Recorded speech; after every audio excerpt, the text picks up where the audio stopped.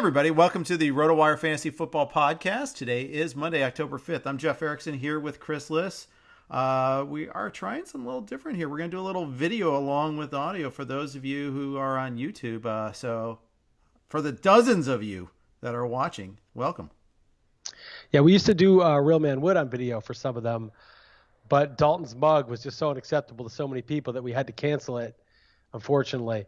Now, the real reason we canceled it is because the content of Real Man Wood was such that I had to edit it very carefully, and it was just too hard to edit two versions, edit the video and the audio. So, but This is a more family-oriented version, this RotoWire football podcast. So it doesn't really need much editing, does it? Oh, it doesn't require any. I just click, absent anything that we're like, let's get rid of that. I'm not going to get rid of my ums and uhs and exactlies. I just, life's too short for that. It's part of my appeal. I'm just an everyman. I'm not a polished podcaster. Exactly. I'm not the type that you'll hear on Sirius and XM with a sound that's not emanating from my mother's basement. No, I am actually broadcasting from my own house. So therefore, I'm a podcaster, and you get me warts and all. Yeah. Well, people love you, Jeff. That's what. I'm a lovable scamp. That's right. And now you can actually see when I'm not paying attention. I'm looking up at the game or anything like that, or I'm distracted. So now I'm busted very easily. Yeah, exactly. Because you say the same thing I say 20 times a show. No, I don't do that as much anymore. I've been working on that. I'm down to 5 times a show. I don't call you out on it anymore because I've given up. You've won. I broke you. I broke you. I'm just you're a broken man. I'm saying some shit. You now own a dog. You're a broken man. You caved to your daughter and everything. Yeah. So I'm saying something. He's not listening. He's going to repeat it back to me in a couple of minutes. It's fine. I'm going to let it go. Yeah. Equanimity. I like it. Yeah, absolutely. All right. Big news right off the top. Bill O'Brien fired as GM and head coach and presumably play caller of the Houston Texans. Yeah. Good riddance to that douche. I mean, that dude sucked. He sucked. He sucked at his job. Every time you watch a game, you're like, why are you punting? Why are you doing this? Oh, you're playing the Chiefs. It's 4th and 1 from midfield. It's 7-7 in Arrowhead. Let's go punt. Okay, game over. We never see a lead again. How many times have we been over this with this guy the last 5 years? It's just dumb thing after dumb thing after dumb thing. And now he finally got canned. There's people who are way better at their jobs than he is that have been fired for way less. And it's ridiculous. He lucked into Deshaun Watson as his QB, made the playoffs. He lucked into J.J. Watt, historically great defensive lineman, and made the playoffs a couple of years. But good riddance to that guy. There's just no need for it. And I don't care. I'm contrarian. Like all the analytics people are always like, oh, Gettleman's so bad. Gettleman's not so bad. He signed Blake Martinez, and he signed what's his name? The corner is the James Bradbury, who's just playing amazing for the Giants. And the defensive line looks good. Like Gettleman, I'm sorry, but I just don't see that's just that those analytics guys have a religion. Like, oh, he said he likes to run the ball, or he didn't take a quarterback and he took Saquon instead of Darnold or whatever. I don't care about that at all. But with Bill O'Brien, I can't even be contrarian about it. It's like he just sucks. I've bet on the Texans so many times just to watch that guy piss away a perfectly good drive on a punt, and I'm so happy. I'm happy this guy's gone. And he sounded like he was a dick too to DeAndre Hopkins, like trying to compare him to Aaron Hernandez or something in their conversation. So I think it's just better just for the viewing experience and the fan experience, and obviously for the Texans that he's gone. And the thing is, he was not the GM that drafted Watson. He was not the GM that drafted Watt or Hopkins for that matter. He inherited all that. Maybe he had his. Not even maybe. He had his input, but he wasn't the guy that can say, I brought them all in. It's my credit that I got that. And it's not just the Hopkins trade. It's everything that happened last year. Whether, the trade with the Dolphins where they, gave up a ton to get Kenny Stills and the offensive lineman whose name is escaping me right now. Laramie Tunsil. Yes, Laramie Tunsil. They gave away, what's his name? Clowney as well. Yeah. Right. And, and then they traded away a 4th round pick for Duke Johnson, a running back they never use. And then, in my system, we don't throw to running back. Then why didn't you trade for him? Right. And then obviously Hopkins for David Johnson. And, a lot of times there are, Antonio Brown sounds like he just lost his mind, maybe too much too many concussions or who knows what it was. And that's not on the coaches when Tomlin and Belichick and Gruden can't get through to him, and he's wandering around the league, and now he's out of the league, and he's harassing people, whatever. That's a different thing. But Hopkins, he just wanted to get paid. There's nothing wrong with that.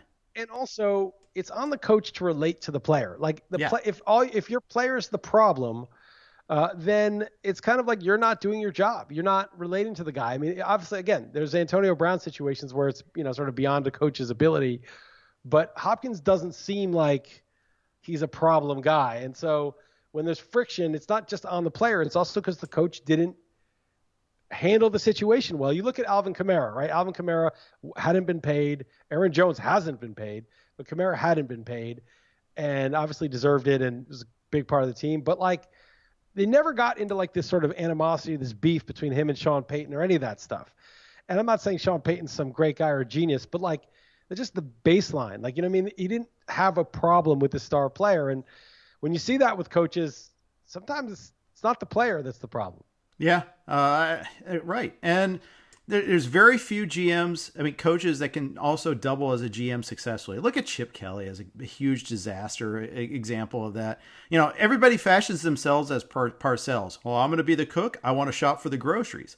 Well, you know what? For the most part, you're lousy at shopping for groceries. And then it makes you a bad coach too. It takes away everything.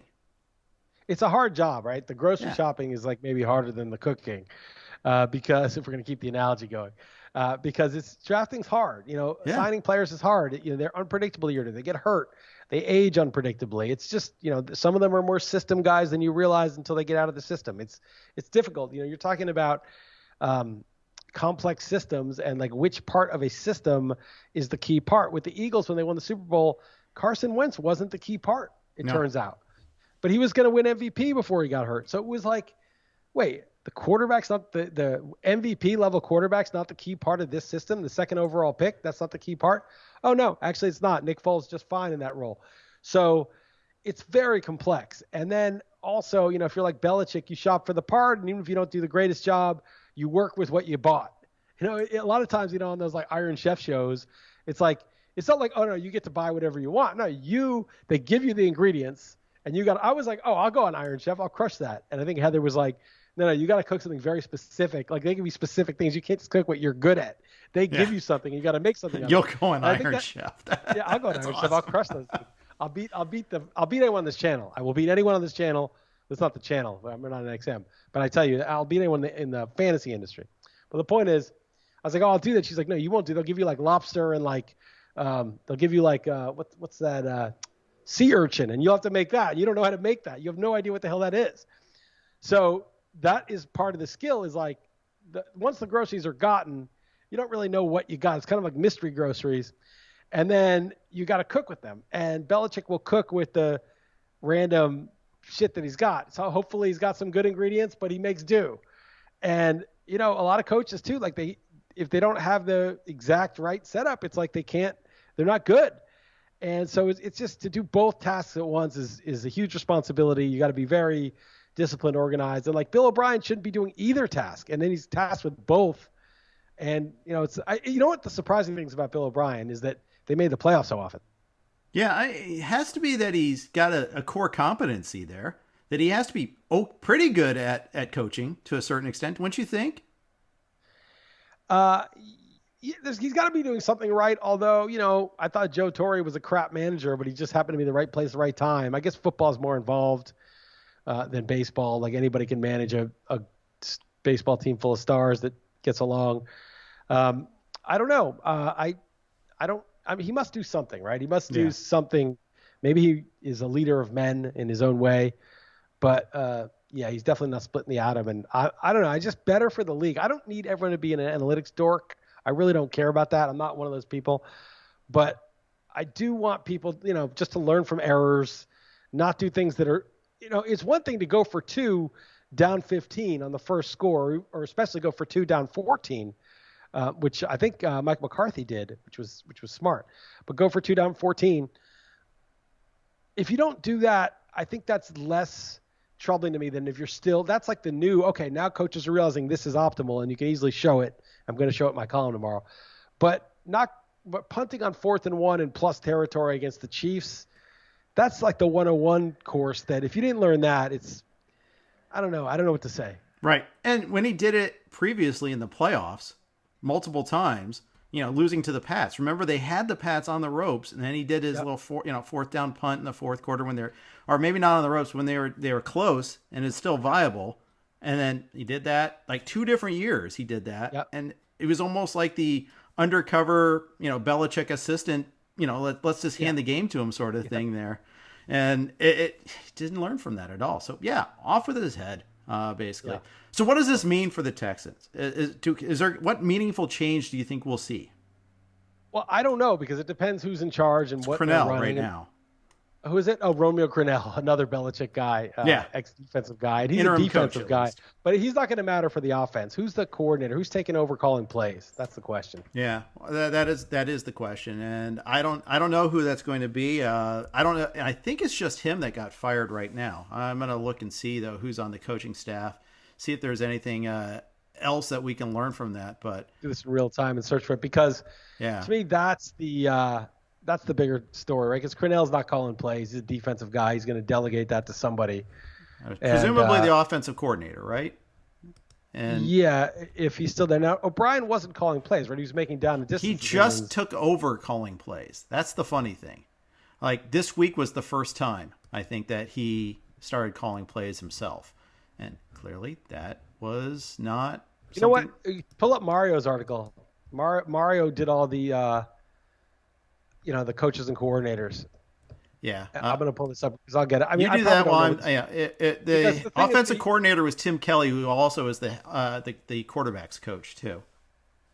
Okay, that's who I would assume would be the guy. I don't know what his plays. tendency is, but I don't know what his tendency is really. Like, what if this guy's got some special tendency? All right, I'm looking at this. This is from February, and we've got the Texans. O'Brien. Oh, he had O'Brien as the offensive coordinator at the time. Well, so that's not going to help me. No, it's not. But anyways, it's a big change. Maybe that means different philosophy on 4th down and things of that nature. That could absolutely be the case. We'll see. But he's out. This was the first game that the Titans were favored to win, by the way. They were big underdogs in their first 3 games. At Kansas City, home against Baltimore, at Pittsburgh. So I've seen this line of defense. Oh, look at that schedule. And they included the Vikings as a hard one. But, the Vikings were 0-3 coming in and just lost at home to the Titans. Yeah, the Vikings may be a league average team, it'll turn out, but I don't think it's a hard game. And it's just, again, like if he were making amazing, if they had lost Deshaun Watson to an injury, if J.J. Watt had been out 2 games or something, if there had been some undue hardship that they had been dealing with, then you could maybe cut them slack. But they're not, and they're not competitive. No. And against the Vikings, their defense was terrible. I don't know what it's going to be. I think you'd think, okay, maybe they'll throw more. Maybe they'll let Watson cook. Let Deshaun cook. Just like let Russ cook. Stop, forcing the ball on handoffs. Throw to Duke and David Johnson a lot, and just open it up. It's possible, but I don't know what the offensive coordinator's tendency is. No, I don't either. It won't be worse. I'll promise you that. Yeah, I'd agree with you on that. Okay, other big news. No Devontae Adams tonight. No Sony Michel. One of those is not like the others. They will be activating Damian Harris in the first Monday night game. The Pats backfield remains a mess. Still, not anybody you really want to start on a regular basis, even though if you started, either of the top 2 backs last week, then you did quite well. But I don't really see that as being a big option week after week, even though it's like some of the personnel has changed. Yeah. I think the Packs backs are going to be A, hard to predict, and B, the division of labor is going to go against you usually. Burkhead was an exception, had a monster day when they just ran it only, and they faced the Raiders, who were kind of soft. But James White's back. That was also because James White had a tragedy, and so he was away. That was just a fluke thing that he's going to be back taking those particular carries, those particular role, the 3rd down role. And then you've got Probably Burkhead on the early down carries. I don't think they're going to activate Harris and give him a major role. I could be wrong about that. Sony Michel's on IR now. And then, Cam Newton gets the goal line work a lot. So you've got a goal line back, a pass catching back, a quasi goal line back in Burkhead, who's also a quasi pass catching back. And then you've got whatever's left with Harris and who's that rookie they had? JJ something. What's his name? There was that rookie that I picked him up in the Dynasty League. Oh, yeah. JJ Taylor. JJ Taylor, yeah. He's there too. So right. And I didn't even realize at first that Michel went straight to the IR. So he's out at least 3 games. So that's a big deal. It means, frankly, he's a cut right now because he's a guy that you don't feel great starting anyhow. I started him last week and he had 100 yards, so I was happy about that. But it was desperation, 14-team league with a lot of spots. But yeah, I would, now that he's on IR, I'll just put him there, so it's no big deal. But yeah, he's a cut in the league where, like in an NFFC, cut him without conscience. Yeah, in leagues that you don't have an IR slot, I think you have to go that route. No Adams, no Devontae Adams in the night game. They're both night games. The later of the 2 games, Packers and Falcons. It looks like Julio will play and Calvin Ridley will play. So that's a big deal there. But still, they're going to be compromised in this game, perhaps. I'm a little nervous because I had the Packers in Survivor, and worst case scenario is Ridley, Gage, Jones play, Adams doesn't, Lazard's on IR. So like it's kind of like went the wrong way for me. But I don't think MVS is up to the task of getting 12 targets and having a huge day. I hope I'm wrong. He seems like he's not really a football player. He's like an Evan Ingram was a first round pick with the Giants, so he's in a lot, but he's just a big fast guy, and it's like he's not like he just doesn't deliver really, and I think MVS 6'4", 206 runs like a 4.3 something, and he should be, like DJ Chark. He runs a 4.37. He should be like a DJ Chark type, but he just doesn't have the football skills, and something's up. He's already 25, which isn't that young for, a prospect. So I'm going to bet against him. I think Aaron Jones does something. I think one of these scrubs that we don't know about, Darius Shepard or Malik Taylor, one of those guys, Robert Tonyan, tight end, Jay Sternberger, someone makes a play for them there, but I don't think it's going to – I think Valdez-Scantling will go like 4 for 96 or something like that, but he's not going to take over the way people would hope if you picked him up. Yeah, I mean, there's a reason why a guy with his size and speed dropped all the way to the 5th round of the draft. Yeah, that's what we're talking about. We talked about that idea that the more athletic the guy is, the worse of a football player he is in the same round, because it means obviously if you're taking the same round as somebody else and you're the better athlete, there must be some reason why they got, why they were considered as good as you. Right. And it's probably because they're better at football. You're better in the training camp, the underwear Olympics, and they're better at the skills. And it was Scott Barrett or somebody did a study. He looked at it, or maybe it was this guy Adam Harstead who he works with or something, did a study and showed that if you adjust for round, because round entails opportunity also. You can't say, well, 5th rounder is better than the 1st rounder because the 1st rounder is going to get a lot of chances. Right. But the less athletic the guy was, the better he did, I think. Because and you think the reverse would be true, but it's like, oh well, he was only a 2nd rounder because he's really good. Yeah, that's right. I think that whole theory is accurate. I'm looking at his metrics. Like he was a 4.37 at the combine in the 40. Yeah, 6'4". He's 6'4", Jeff. He's like 210. It's like that's like Randy Moss, DJ Chark, AJ Green. Yeah. Actually, AJ Green's not even quite that fast, I don't think. That's like that kind of. It certainly isn't tall, anymore. Thin, yeah. Tall. Well, yeah, he's like 4'8" right now. But like tall, thin, rangy, go up and catch anything. I mean, that's the build of, some archetypal superstar historic receivers, and he's had long enough that it's not him. Right. That's right. You never know. I want to say you never know. It could be a psychological thing, and he get over it, and he's great. But even psychological things are just as hard to cure as physical things sometimes. Well, and the thing is, it was telling that he wasn't able to shake coverage last week with Adams out. 1 catch, 5 yards, in 4 targets, and he said something to the effect of, well, now I see what Devontae's looking at every week. He was elevating himself to that role almost. It was like, yeah, you probably saw tougher coverage, but because I don't think Lattimore was hurt during that game, but right.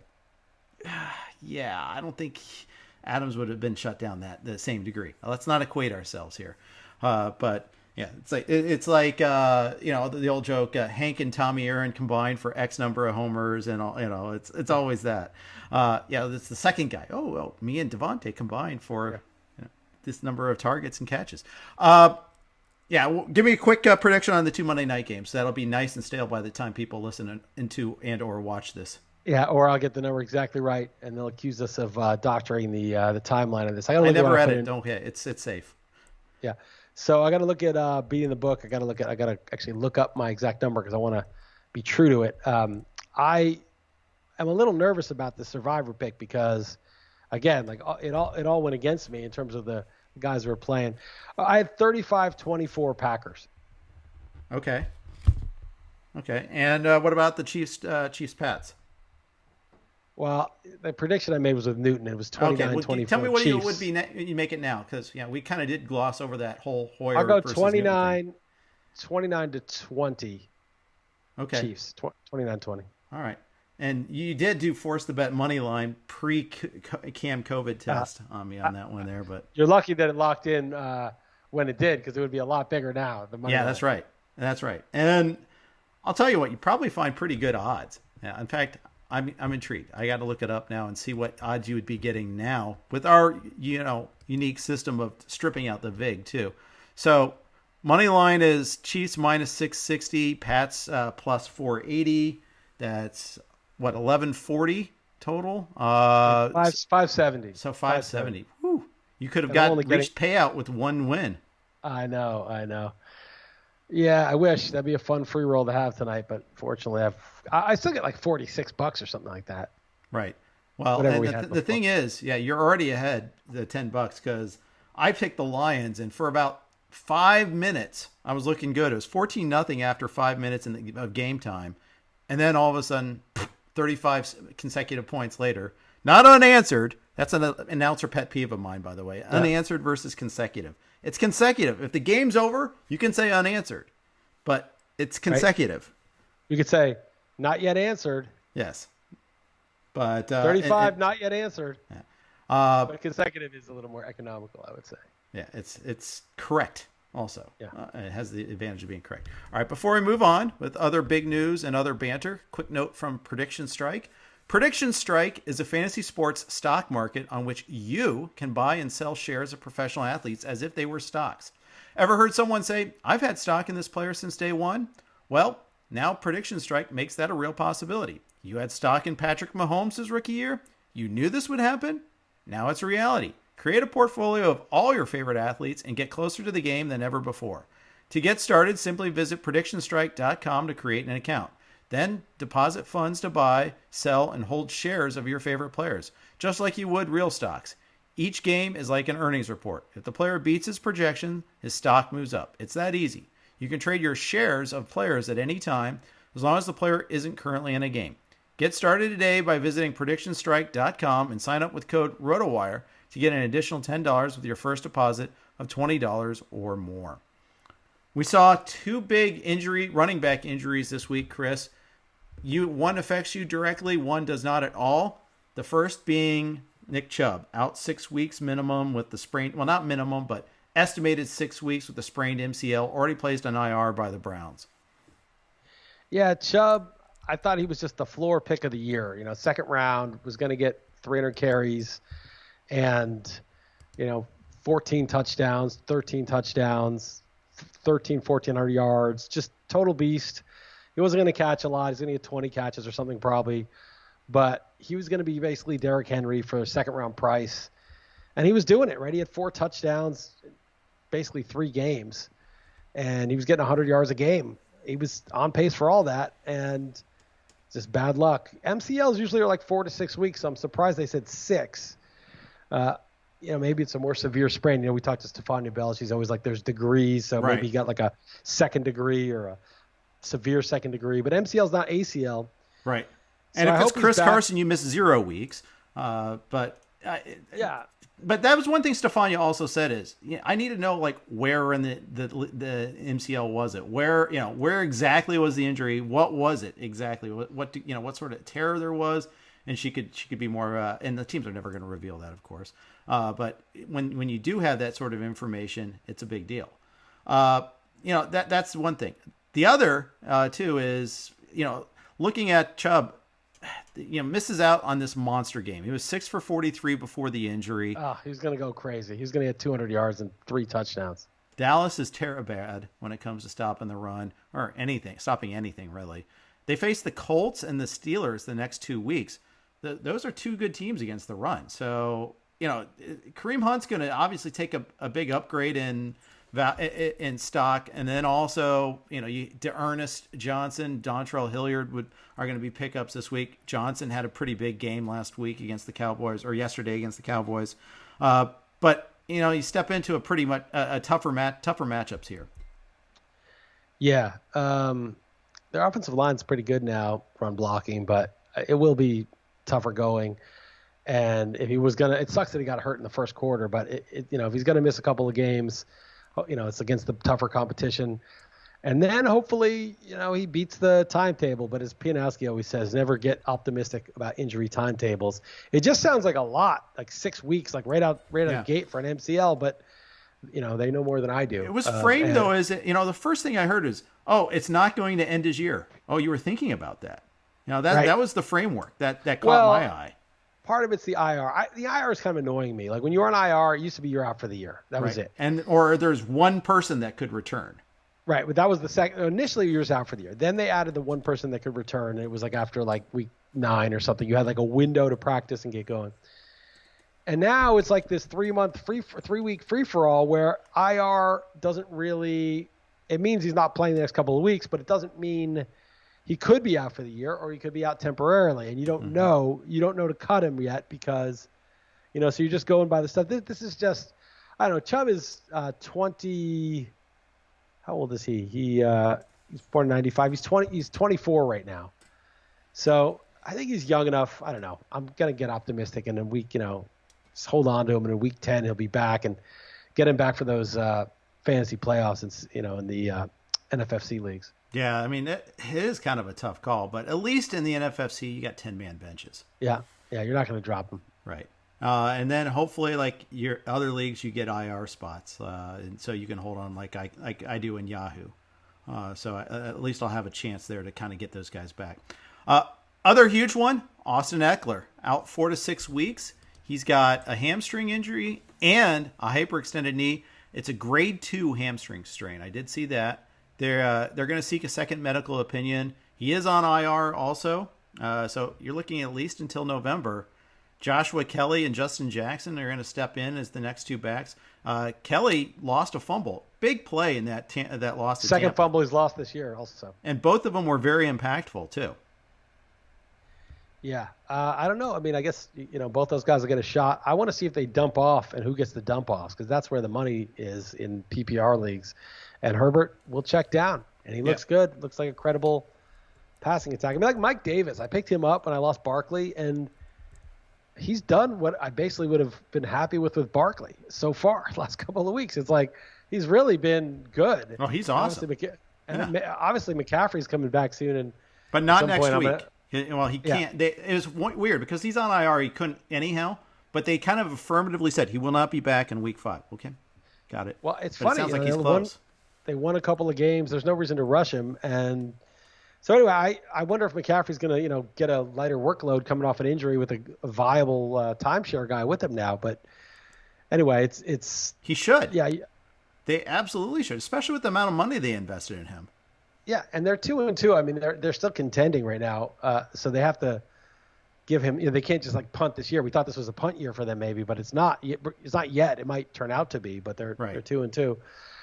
But yeah, they can mix it up. It's going to make him not quite as valuable, although he's going to be like he'll turn into Kamara where he just gets like 100 catches and gets all the easy points. He might not get as many the rough carries. Mike Davis will get those. Yeah. But you wonder if in Los Angeles whether Mike Davis not as good as Christian McCaffrey and Jackson and Kelly aren't as good as Eckler, but maybe they can do what Mike Davis has done and approximate that production in a low end level. Yeah, I'll say this. I did the rewatch of that game. In fact, I chose that one as my first one. I wanted to, instead of like going in just in like chronological order and, eating my vegetables first when I did my rewatches. Like, I really want to watch this game, see every play. And so I made a point of it. Kelly, didn't run very well at all between the tackles. Actually, neither of them did. Kelly had 3 for 26 in the passing game. Jackson 2 for 12. They caught each of their targets.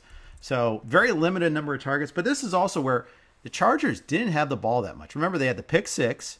So in the first quarter, it was pretty much like 3 drives to 1 and a couple of long drives for the Bucs. Then they had a couple of big plays. And so they didn't have much. They didn't have this like the grinded out sort of thing. They hit on big plays, or they did very little. They had the fumble to start a drive at the end of the second quarter, led to the Bucs getting that second touchdown. That was on Kelly. That was pretty bad. And that was a huge game-changing play. It was 24-7. They could have gone into the half at that instead. 24-14. I remember that. That was terrible. It was terrible. Horrible. He just blew it. They just blew it 24-7. That would have been a dominant lead, and it was 24-14. It's like a game all of a sudden. Yeah. And then they went 3 and out to start the third quarter, 2 running plays up the middle, and then a sack. And so they barely had the ball then. Their defense got gassed. That's pretty much what happened in this game. Brady did well for the most part. And I think the defense just got worn out. Huge swing of events there. And then 9 minutes left in the game, Anthony Lynn had another bad punt. It wasn't a horrific punt, but 4th and 1 from their own 34, 9 minutes left. They ran 2 offensive plays after that punt because the Pats had this long grinded out drive to get a field goal. Rojo got a lot of carries during that drive. So even though he was kind of replaced somewhat in the passing game, he had 3 drops, two of which that counted. But he got 9 targets. Yeah, and he got targeted after some of his drops too. But he ran the ball phenomenally well. They just grinded up so much clock. Brady, the pro they're up 35-31. They took that play clock down to 5 seconds almost every time. It was just boom, boom, boom. And next thing you know, they're down, touchdown with less than 2 minutes left. Herbert throws an interception under pressure. The one mistake he makes all game. And meanwhile, Anthony Lynn's already saying he's not promising that Herbert will be the starter this week. They really kind of set on this, you don't lose your job to an injury sort of thing. I think he's going to die on that hill, and he's going to die. He's going to lose his job if that happens. Because the Chargers, they have 1 win against the Bengals so far, and that win was a very lucky win where AJ Green should have had a touchdown and then the missed field goal. They could easily be 0-4. They could easily be 4-0 though too. That's the funny thing. They connect on that lateral on the hook and ladder. They win. Game, not really. The Chiefs game, not really. Chiefs game was they were winning the whole game. They went to overtime. Yeah, they go for it on 4th down and overtime. Who knows? Maybe maybe right. Yeah, that could be. They're competitive in every single game. That's my point. Yeah. But they are okay. So that's fair. That's a fair point. So they are what they are. They're 1-3. They could go in either way. Yeah. But, you draft a guy 6th overall, and you totally botch who he is. You think, he's not nearly ready. Forget about it. Taylor's the starter. Taylor is obviously a stopgap. Tyrod Taylor has been around for 8 years or something like that, and he's barely been in the league the last couple of years. He's barely taken any snaps, and so he's not your future. He's not the guy you're building around, and you know that obviously, and so you draft a guy with the 6th pick in the draft, and you don't even realize that this guy who you drafted is really good. But why'd you draft him? I don't know. And the rookie, contract, that clock ticks, and you need to get that huge advantage over the rest of the league where you have a competent quarterback at rookie prices and the salary cap room to, expend at other positions. That's how you win. And they weren't even going to see what they had. So they were going to throw that away that first year completely and not really know. It's like he's a rookie hazer. There's some coaches that you got to, Mac Patricia seems to be cut out of that school too, where the rookie's got to earn his spot. And, I don't care if you draft, if my general manager drafted this guy 6 overall, he's got to earn it. Let's see what he's got. But it's like not paying attention to the structure in which you compete in the NFL with the salary structure. And so you got to find out. So not only did he totally miss this guy's talent that they invested in, the book was, this guy's not nearly ready. So just forget about him. Tyrod Taylor's the guy. Taylor, horrible what happened to him. Totally unfair to him. It's not his fault. Mm-hmm. But you get this guy thrown into the wolves with no prep. He didn't even know until the game started. and he deals for like 3 games. The guy's been good. He's been really good. He makes nice throws. He's been under pressure against good defense. He's in Tampa, loses Eckler, doesn't have Mike Williams, and puts up 300 yards and 11 yards per attempt against a tough defense on the road without his key guys. I mean, this is a player, or it looks like it. At least we don't know for sure, but it looks like it. Yeah. And now you're going to bring back some journeyman placeholder guy because it is unfair. But as I said, Geno Smith got punched in the face, lost his job to Fitzpatrick, and that was it. Geno Smith's career was over. He was a backup for the Giants, never got a shot. He got that one shot when Eli got benched and got McAdoo fired, so I'll always like Geno Smith for that. But he never got a shot. And it's like, was that fair that he got punched in the face after he had won the job in camp? No, it's totally unfair. But, it's unfortunate and sad as that is, you're a football team. Like, you drafted this guy, you're trying to win, you're trying to develop your team for the future. You can't worry. Go sue the doctor. Settle with them. That's all legit. But it's funny you mentioned that because Jake Glazer had a report on the Fox pregame show yesterday, and he was saying, well, one of the things or maybe it was last week actually, and he was saying, well, there's some legal liability concerns. A guy loses his job off of a medical mistake like this. You can't do that. It's grounds for a lawsuit, or grounds. It's grounds for them finding in favor of Taylor if there's a lawsuit that happens. I wonder what sort of background is Lynn being instructed by the ownership / front office to say all this and do all this? Does Taylor have to lose the job on the field itself? He might. So right, they might be legals telling us it's. Spanos, like, that guy's so cheap, and he moved into L.A. That whole thing. So he might be like, oh, wait, how much could this cost? Well, it might cost us 20, 30 mil, And we don't have any fans in the stands. I'm cash poor right now. Yeah. My ex-wife, is demanding so much money. My redheaded stepchild needs money for college. I can't take it anymore. I had to donate a whole wing to this college to get this guy in, even though he's totally dumb. Yeah. But when I donated the wing, that's costing me. Yeah, these guys have problems. So you're right. It could be that. That would be really funny if poor Anthony Lynn, then he's getting thrown under the bus looking like an idiot for taking one for the team when ownership is just trying to cover their ass. But yeah, stranger things have happened than that. We don't know for sure that that's happening, but maybe that's a thing. And I've got Herbert in a Superflex league, and I dropped Taylor this week, and I might have to go after him again because I'm starting Hoyer, for crying out loud. And I had to trade for Hoyer to do that. I traded Frank Gore, so whatever. Right. But it's like, because I also am waiting for Garoppolo, and I didn't get Mullins. I'm thankful for that now, but here you are. It's one of those things. I'm like, I don't want to have to deal with this. Yeah, it's annoying. I think the problem is, okay, so if the owner, Spanos is despised, right, by his own fan base, but the owner. If this is really why they have to kind of pull strings and get rid of this lawsuit, whoever it is, I would not want to be either Anthony Lynn or the owner, depending on who it is that's calling the shots here on this.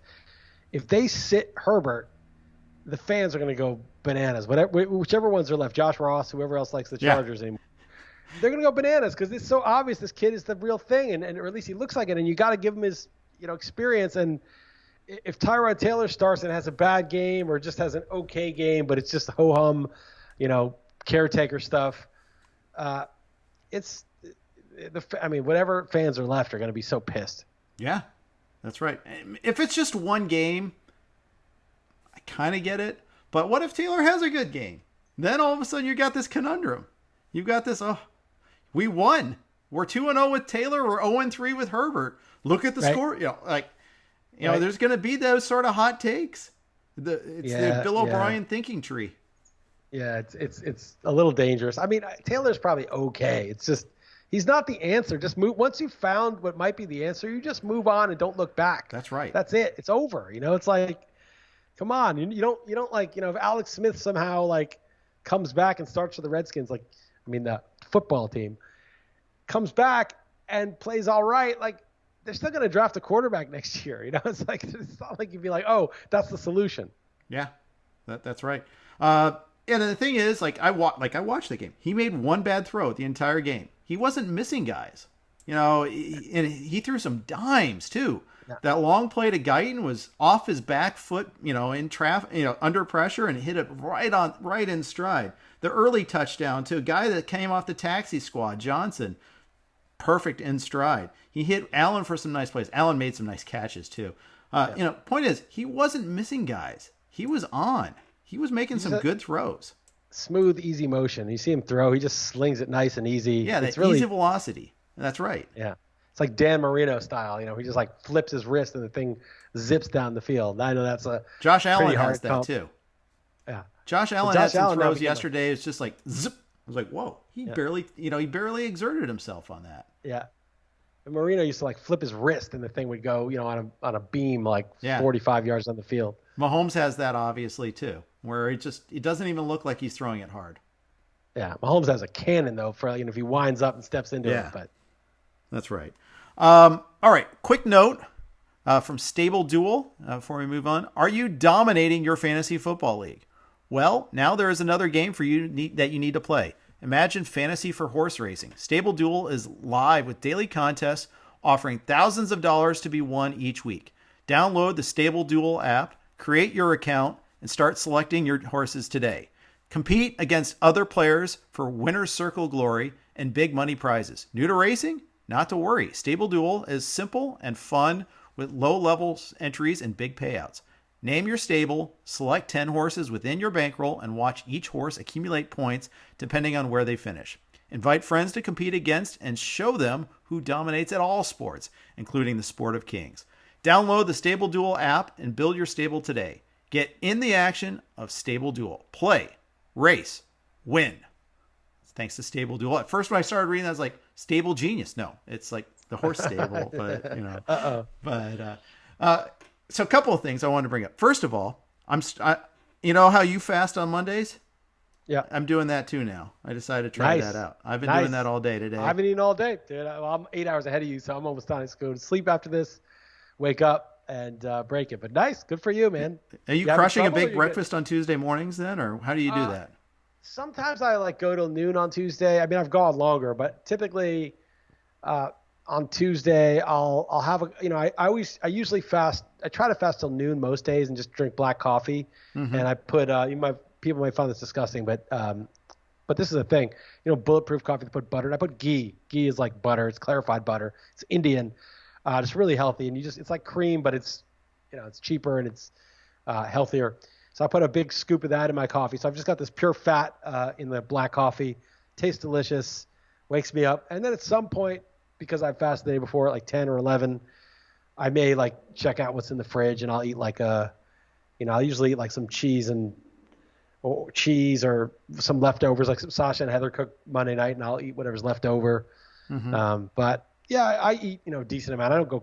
I don't think you want to stuff your face immediately. I think you want to eat what you want. One day is not going to – when I fasted for a week this winter, I realized I couldn't even eat meat. Like I didn't have the enzymes to like eat a steak even though I wanted a steak. That's wild. So I had like some vegetable soup. You like lose you can't just eat a giant steak after not eating for a week. Like your body can't, it loses the capacity. So, but after like 3 or 4 days, you get back to normal, but you got to ease into it. But one day I think your stomach could eat pretty much whatever you want. Do you do like vitamins on the day you're fasting or anything? No, I do vitamins like during the week, but when I'm fasting, I try not to do anything because I feel like it's fine to do vitamins. It's not going to really screw up your fast as long as you're not taking in calories. But I just feel like why just clean out the system completely? Don't tinker with it too much. The only thing I have is black coffee or like a tea, unsweetened tea, obviously water. So that's it. Okay. Good to know. Nice, man. Yeah. It's really good for you. And also, it's cool because you're like hungry, and then by the end of the day, you're kind of like you kind of enjoy the feeling of being hungry and like feeling really clean. Beat it. That's what I want to feel like. And the next morning you wake up and you're not that hungry in the morning. Like you're hungry at night, and then you wake up and you forgot that you even fasted. I don't know. I'm maybe adjusted by now, but like you may wake up tomorrow and be like, "Oh yeah, I didn't eat." You might feel totally normal and feel good. So good for you, man. Yeah, trying it. We'll see. And I just read a lot that it's intermittent fasting is good for you. Eating between 12 and 6 is good for you. Yeah, very things good. like that. I don't know how good I'll be at that, but I haven't eaten great lately. Had like a daughter's birthday, so of course all the stuff that comes with that, and Went out to dinner. Of course, we'll order dessert. Sure, why not? Well, okay. I'm going to take a little break from that for a while, and we'll see. Once a week fasting is so good. First of all, you save money, right? Like you're like getting paid to get healthier and in better shape. It's a good deal, and to appreciate food more when you do eat it.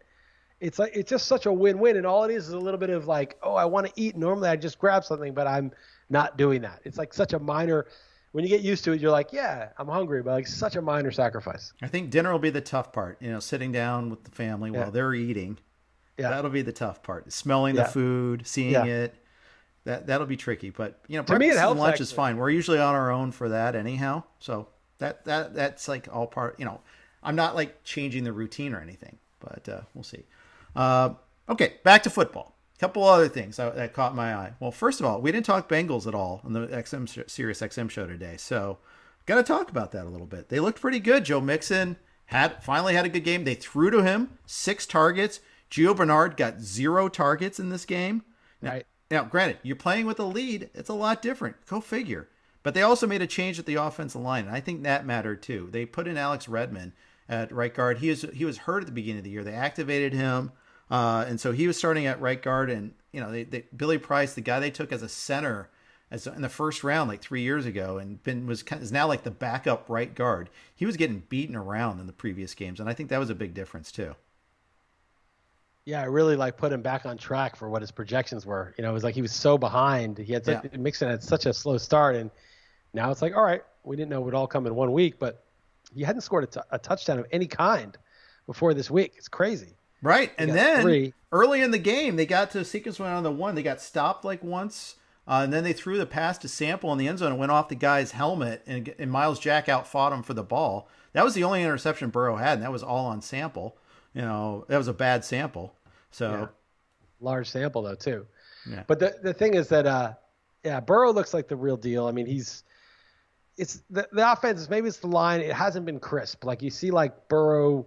Mm-hmm. Kind of running for his life, taking hits. He's not like, Justin Herbert looks a little more like the offense looks a little smoother in Los Angeles than the Bengals. But I don't know if the offensive line gets better and Mixon starts making them have to deal with the run a little bit and be a threat in the passing game, things may open. But I think AJ Green. Tell me if you disagree.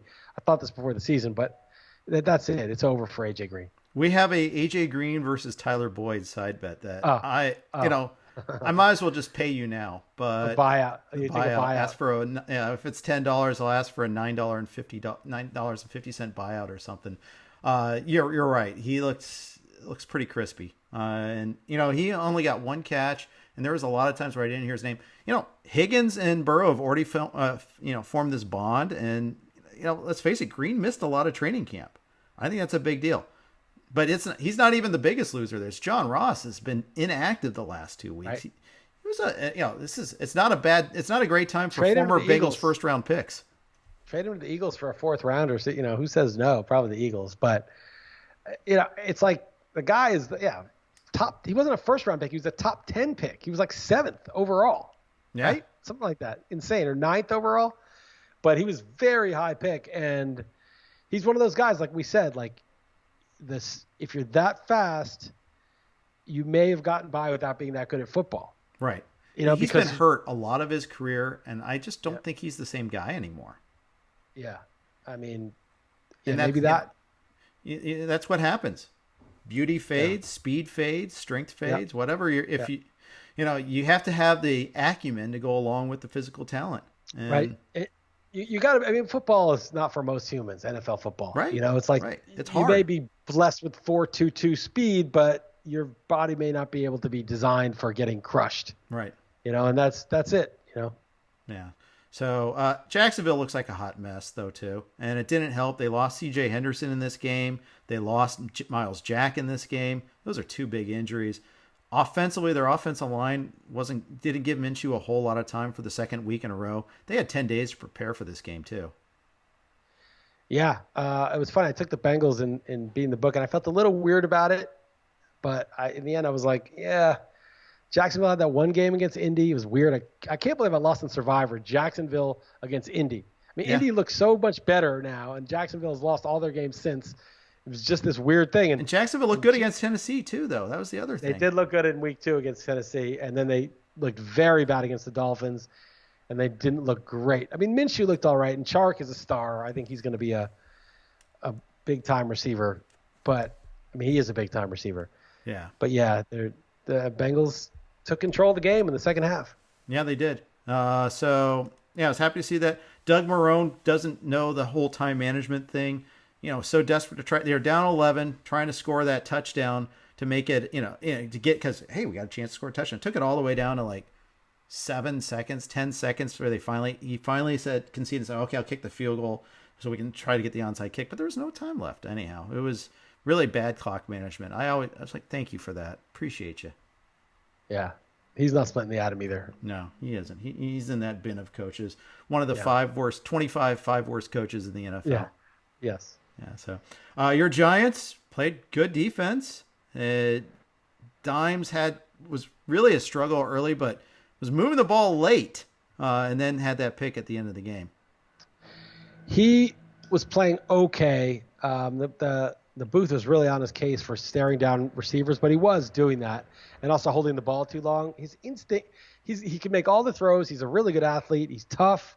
He's courageous. He's not afraid to make a mistake. I really like the guy, but maybe the knock on him that if he doesn't succeed is going to be that he just doesn't have the feel for when rushers are around him, and that feel for like looking away the defender and then throwing back to his receiver after looking off the safety. He doesn't have that touch, that feel. His throws are fine. His accuracy and his arm strength, all that's great. It's just there's something missing with him. But he engineered this drive against the Rams. The Giants defense played great. Those front guys like Dalvin Tomlinson and Leonard Williams, those guys are, that front is tough. Yeah. But the problem is that and they lost a couple guys. They lost Xavier McKinney, who was the early second round safety that was supposedly the best safety in the draft and was going to be their top guy. And I don't know if you can hear this garbage truck in the background. I left the door open and it's super loud. Anyway, it's a garbage take.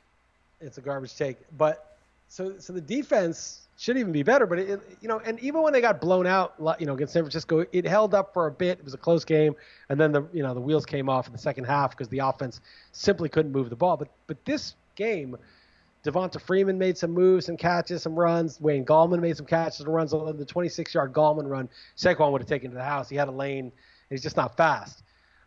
They look credible, like the offensive line, the blocking.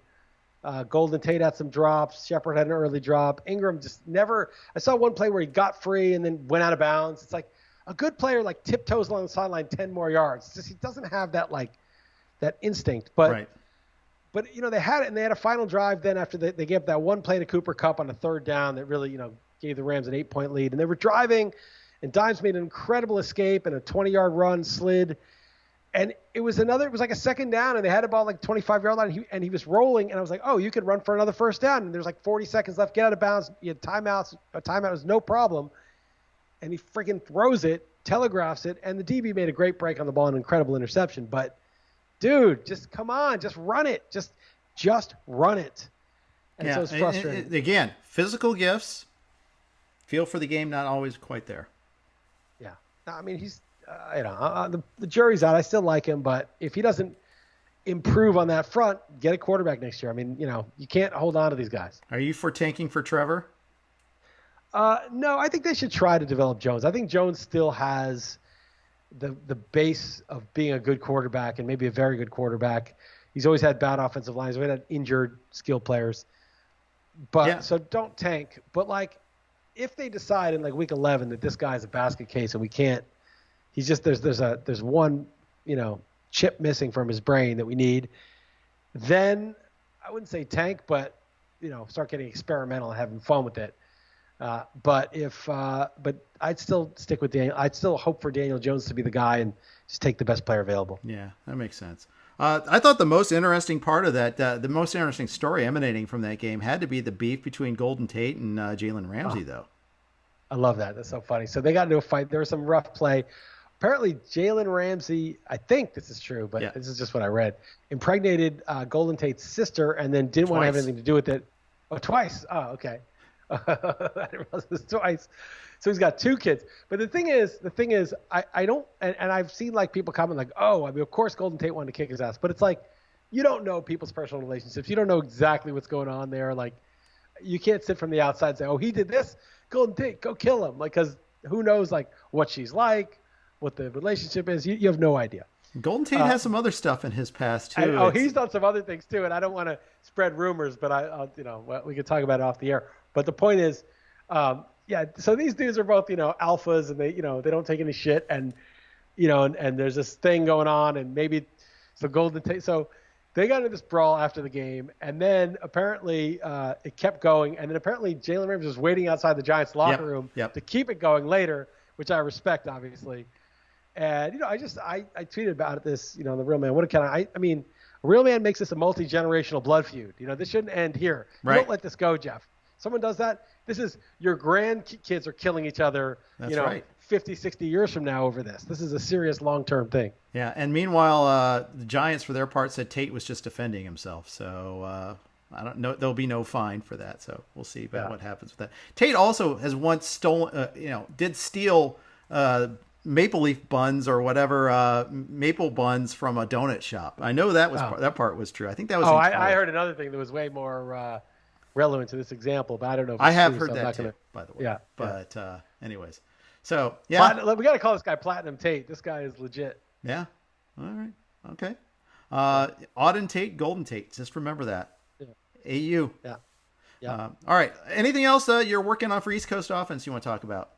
Yeah, I'm realizing that this is the thing we talked about on XM, but this is my big thesis that I'm going to lay out, is that the NFL has changed in the last 5 to 10 years with these quarterback rules. And you know how like the NBA, like the 3-point line was like instituted in the 80s, but like it wasn't until like 10 years ago that the Rockets and Warriors started being like, oh, this thing called the 3-point line where you get 50% more points when you make it.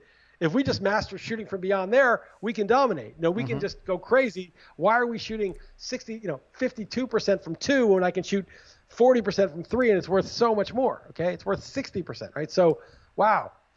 But it took a huge lag between the rule change and the optimization of it. And I kind of feel like these quarterback rules where you can't touch the quarterback, can't hit him high, can't let him low. If he slides, you can't hit him. Wait a second. It's a whole different world now for quarterbacks. And I think that because of that, mobile quarterbacks are gold now. Like, you had Steve McNair. He was great, but then he got beat up so badly he stopped running much. And Steve Young got concussed like crazy. And Steve Young was still amazing. So was McNair. But they really made you pay for that advantage with they shortened your career and made it really nasty. And so with these new rules, the mobile quarterback is gold. And it doesn't, Lamar Jackson's one example, but it doesn't have to be that. It could be Pat Mahomes, the scrambles Danny Dimes did. Wentz killed the 49ers with scrambles. Burrow's made some good scrambles. Aaron Rodgers has done it. Even that level, you're not paying a price for this whole different option that you have to even when you lose at the line of scrimmage to still win the play, which is just so devastating. And the best Breeze or Brady or those guys can do is throw the ball away in a way that skirts the grounding rule. It's so cheap, but they mastered it. And you're like, okay, they lost it down. They didn't take a loss. That's the best those guys can do. Cam Newton, Russell Wilson, these guys, they get gains, they get first downs, they have back-breaking things that extend drives. And I just think that so you look at the 2018 draft, it's like, oh, Mayfield, Darnold, Rosen, these are the 3 top prospects in that draft. And when the Bills took Josh Allen, they were mocked for it. They're like, who's this athletic prospect that you're taking? This guy looks like a quarterback, like in a poster, but this guy can't actually play quarterback. He's too raw. Lamar Jackson, is he even a quarterback? Well, who are the best 2 quarterbacks by far from the 2018 class? It's Josh Allen, Lamar Jackson. Get the athlete. If they have a good work ethic like Jackson and Allen, they'll learn enough polish as a passer with their great running skills, and they're 2 of the more valuable commodities in the NFL now. And so don't draft the guy you think is, Josh Rosen, look how polished he is. Look how polished Mayfield is. Look how polished Darnold is.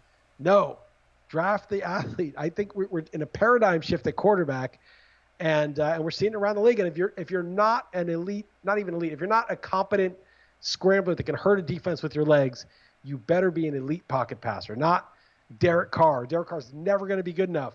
Not Sam Bradford. Not Sam Bradford. Not Derek Carr. I mean, I even think like Stafford, Matt Ryan is like the lower limit of how – and those guys are good quarterbacks. But Stafford, Matt Ryan is the lower limit of the pocket passer. And even Stafford's a little bit mobile, actually, or used to be. But that's like the lower. If you're below Matt Ryan, Matt Stafford, forget it. Forget being a pocket passer these days.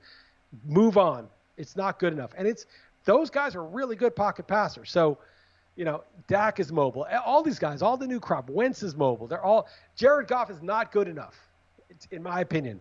He's not good enough to have as your quarterback. Now, if you have a great system and scheme and a good defense, okay, maybe you can get to a Super Bowl. Maybe one day he'll win one if McVay is smart enough. But I would think that Goff is below the floor. I think you need to be, and maybe Goff improves and it becomes Matt Ryan or Stafford. But Ryan Stafford to me is my floor unless you're mobile. All right. I'm looking forward to seeing the whole article on that one, but I like it. And we talked, like you said, we did talk about it on the show today too. So I think you're right about that. How many times do we see this? Like big statuesque quarterback, Dan McGuire, got to be able Brock to move. Osweiler. Yeah. All right. That's going to wrap it up for today. Thanks everybody for listening and watching for the dozens of you on YouTube. So we appreciate that. Maybe that's like a million views on some point. Million views on YouTube minimum. I'm pretty sure. Exactly. That's the floor. Yeah. But, and Joe and Jake will be with us tomorrow. Talking a lot of free agents then. Thanks again for listening. Have a great day.